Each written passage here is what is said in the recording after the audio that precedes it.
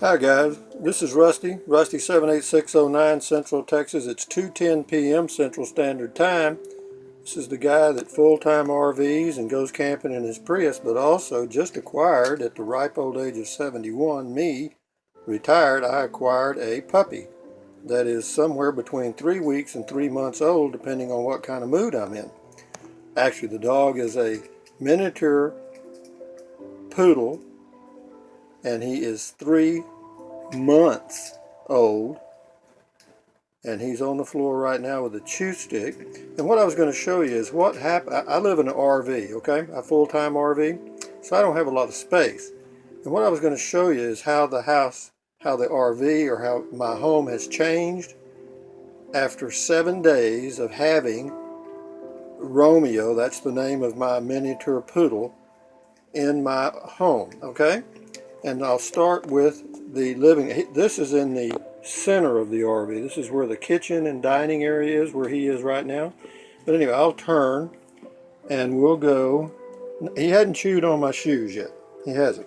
Okay, we'll go back here. This little pillow here, for some reason, he'll sleep on. He'll when I'm sitting here, he sits there most of the time, not often. But anyway, we'll go back here, and this right here, this is the entry to the master bedroom, okay? That's where God lives, me. Anyway, and Romeo. But this is the staircase that I built so that he can get up into the bed without me having to pick him up and all that kind of stuff, and he can come and go as he pleases, okay? Because, so he can step up on the first thing, and then the second thing, and then right there, and then he can go right to his bed, which is right in there, okay? That's just a beach towel that I've folded up several times and put there. He loves it, and I don't care how many times you fold it correctly, he's going to do that to it, okay? Because that's the way he likes it. And so at night, whenever I'm reading a book and he's in here on a chew stick, he'll tiptoe in here and climb up in bed. And then during the night, if he gets the urge to go, he lets me know somehow. He'll get up and move around, and I notice it, and out we go. Usually it's been 1 or 2 times a night. But anyway, that's the stairway to my bed. And then, of course, I've added some things in here. This little thing right here is just a nylon thing that they use on a pipeline. They put it between the pipes. And I was a gate guard for a few months, and I got a whole stack of those. And he likes them. He'll throw that around. The reason I have that towel there is sometimes he'll jump. He gets it. His food bowl is over here. Okay, there's the water, and there is the food bowl. And I'm going to get some non-spillable bowls. I don't have any yet, but I'm going to get some tomorrow. This is just an old tied up sock. This is a bale that he likes. It's a bear bale that I used when I was camping. And then over there, you're going to see some aluminum foil and some wires. Well, in an RV, you don't have a place to hide a lot of wires, but I didn't want him chewing on them, so I put that tin foil there. My son told me that dogs don't like the sound that tin foil makes when they touch it. And so far, it's worked, because I saw him put his little paw up there, and he touched that aluminum foil, and he immediately backed off. It scared him, so that's good. And then the towel here is to keep him, because sometimes when I leave, he gets up here and looks out the window, and what he does is he knocks all this stuff off, okay? So to prevent that, I put the towel there, and so far it has worked perfectly. So we've added a towel, a dog, and that stuff, and then we go back here, and as you can see, there's another little chew stick there. I keep those out because he's a chewing booger. He likes to chew. And this right here is another thing. I'm not into buying crap, okay? And this I just made, and in it, this is just an old sock, and in it are some wine corks, okay? And what it does, I just swing it like that, and he'll play with that. He'll bite on it and pull. Sometimes he locks himself in the restroom, or not lock, he pulls the door closed. Then this right here is another little toy I made. And this is a plastic bottle inside of 2 socks, taped on the inside so he can't get it. And it's just filled with rocks, okay? And he'll throw that thing around for 30 or 40 minutes. Okay, so as you can see, this is the very back of the RV where the restroom is. So from the back to the front has been taken over by a 3-month-old poodle that is wrestling with a chew stick right now. And I promise you, those are chew sticks for big dogs, okay? My son has 2 dogs, and they're both big, and he got those chew sticks for his dog so they won't just eat them up in a second, all right? And it does. It takes him over a day or two to really destroy one, which is good. And they don't hurt him at all. They're good. I think, well, whatever my son uses, I promise you, is good. He's had dogs for years. And I tried some other chew sticks, some smaller ones for, quote, small dogs. He can go through one of those completely in about, I'd say less than an hour. Okay? So you'd be buying about $50 worth of chew sticks a month if you use those. But these right here, he'll work on that all afternoon and tomorrow. And so far, when I've been leaving him, the first couple of times he kind of threw a fit, but I've done it often enough now for short periods that he's getting adjusted. And I've got a wine tasting event on Saturday, and I'm going to be gone for about 4 hours. Every time I do a wine tasting event, I'm gone for about 4 hours, and I've got 3 this month, and I'm going to limit myself to 3 per month because that's all I need to fill in the cracks in my budget. And so that'll work out. But anyway, do you make any changes when you bring a pet to your home? You may think you're not, but you are, I guarantee you. And this is the leash, which I don't use a lot, but I do occasionally. He doesn't resist it anymore. I can hook it to his collar, and he'll follow me, but he doesn't like it.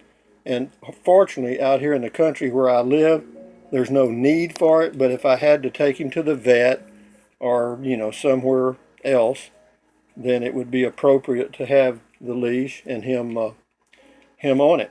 But anyway, that's Romeo, a 300-month-old, for those of you that like stuff like that, 3-month-old miniature, I don't even want to say it, poodle. I love him. He's a good dog. He really is. I'd pet him right now, but I don't like to interrupt him when he's concentrating. But so anyway, the thing that really worked out though was when I finally figured out, because what he would do here in the bedroom, he'd sit right at the end of the bed down here, right in here, and he'd just whine. He'd whine a little bit, and then he'd try to get up, and he couldn't. I know he can though, because I've seen him do it without any of this. He can actually jump all the way up there. He can, if he wants to. But anyway, I'm going to let him get away with his little game for a while, and gradually I'm going to remove this one, and then we'll gradually, after he does that, he does just this one for a while, then I'll remove it, and it'll work out fine. But right now, it's okay. I don't have any complaints. And there is Romeo's master bed, his king-size bed. He likes that spot right there. It's kind of in a little dark corner there, I guess. But he does. He likes that and sleeps pretty much all night. He gets up, so far, it's at one time. But anyway, this video is run on a little longer, but be that as it may. Here's something else I was going to mention, and I'll hold it on Romeo while I do it. But I was contemplating how does having a pet affect my life?